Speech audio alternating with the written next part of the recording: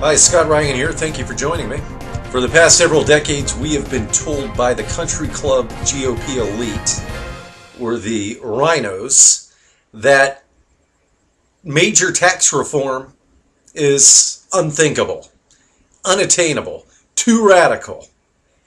And slowly we have, through their leadership, or lack of it, to be more precise, have driven closer and closer to the edge of the abyss. And now we are at the edge of the abyss, and we are being sucked into it because of their compromise with the liberals for decades. Anytime anyone who came close to being nominated, who advocated anything with significant tax reform, like the fair tax or the national sales tax, flat tax, whichever one you prefer, they're all major reform.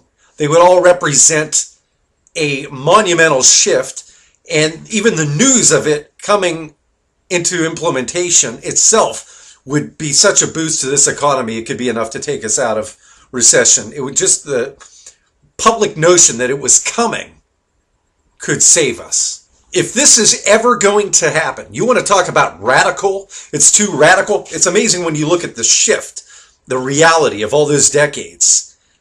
What was considered radical back then? And you look at what happened in 2007 and the inevitable destruction, bankruptcy that we're heading toward, that's radical. And if we cannot, this time, get the major overhaul of the IRS and the tax code, if we can't do it now, when can we? This is the last chance that we have. This is the only chance that we have to do something significant that could really boost this economy and save us the kind of money that we need to prevent going into bankruptcy with the rest of the world. And if we can't do it now, if we still listen to the roves and the country clubbers, the hijackers, it's never going to happen. A case in point, the perfect example we are seeing right as a result of the years of milquetoast Republicans selling out the conservatives in this party and selling out this country alongside of the Democrats is the fact that today and for the past several years we have been talking about taxageddon, the sunsetting of the Bush tax cuts. The Bush tax cuts, as we call them. The Bush tax cuts were not tax cuts. They were loans. They were, in effect, us borrowing the right to our own money temporarily from the government. Because no true tax cut would have a sunset provision. Why don't we have sunset provisions on new taxes? Why don't they make taxes and spending laws or programs that sunset and have to be reapproved by Congress every 2 to 4 years? But we have these so-called Bush tax cuts constantly being up for debate. That is an example of where in the past, under the Bush administration, when we had the House, the Senate, and the executive branch, historically, for the first time in about 100 years, yet that was the best that we could get with these sellouts that call themselves Republicans. And that is an example of what we are expunging once and for all. The Tea Party movement and conservatives rallying around the country and sending a message, getting rid of those people who have been ingrained in the system and have to go. Now, there's a lot of people out there who are asking the question, will Romney support major tax overhaul? I heard them on Fox News, I think it was Fox and Friends a few days ago, interviewing Herman Cain, asking whether he spoke with Romney about supporting his 999 program or anything like it. The poor guy was trying to be diplomatic and supportive of this pitiful rhino that everybody's plugging their nose for because he's better than the terrorist alternative. But it is time that we stop deluding ourselves. Mitt Romney is not going to be a pioneer of anything significant.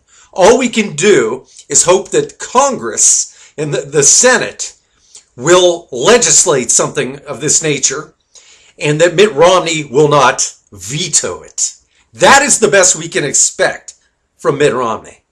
And on that note, it is vitally important that as the conservatives, as we go around the country, pulling out the very people responsible from the GOP for sucking up to the Democrats and for selling us out, it is time that we have them sign pledges. Everybody up for re-election should be signing petitions, pledges, congressmen and senators, conservatives, to support and vow to legislate an overhaul of the IRS and to promulgate the flat tax or a national sales tax, something of that nature.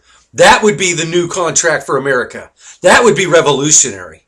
That would be something that would blow away the old contract with America. Not to minimize that, but it is going to take something far more extreme to save this country from the inevitable. If we are going to do it, we basically need to abolish the IRS.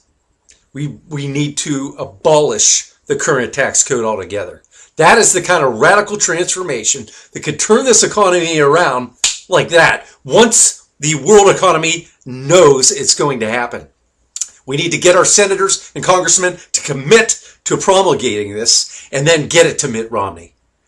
Romney's, even if he wanted to, it's not the president's job. He doesn't have the power to do it, but he can sign it. And that's the pledge that as we replace the sellout Republicans with authentic conservatives, to go into the general election with this contract with America to say, look, we know we screwed up. We knew under the Bush-Rove years, we sold out. We sold out with the Mark Foleys. We sold out everything that we believed in just so we could win, despite the fact that we were in bed with the liberals. And it meant nothing. This time, this is for all the marbles. You give us another chance. You give us the House, the Senate, and the executive, and we're going to get it done. We're going to change your life. We're going to change the future course of this country.